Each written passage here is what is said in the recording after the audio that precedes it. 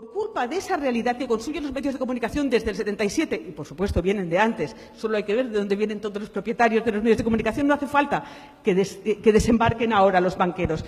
Bien, toda esa realidad que construyen da como fruto la realidad que vivimos. ¿Por qué? ¿Por qué en este momento no se castiga en las urnas la corrupción? ¿Por qué no se castiga en las urnas la infamia? ¿Por qué no se castiga en las urnas que Gallardón cante el cara al sol? ¿Por qué no se castiga en las urnas que estén robándolo todo? Porque somos una sociedad que ha pactado con el crimen.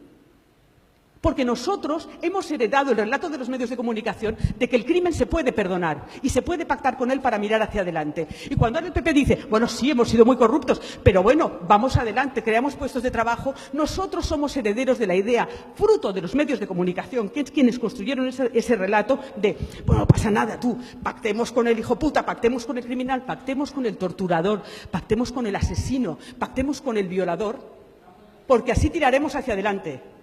Bien, en este momento, cuando no se castiga el crimen y la infamia en la sociedad democrática española, tenemos que preguntarnos de dónde viene y, sobre todo, quién ha hecho esa construcción. Y esa construcción la han hecho los medios de comunicación. Muchas gracias.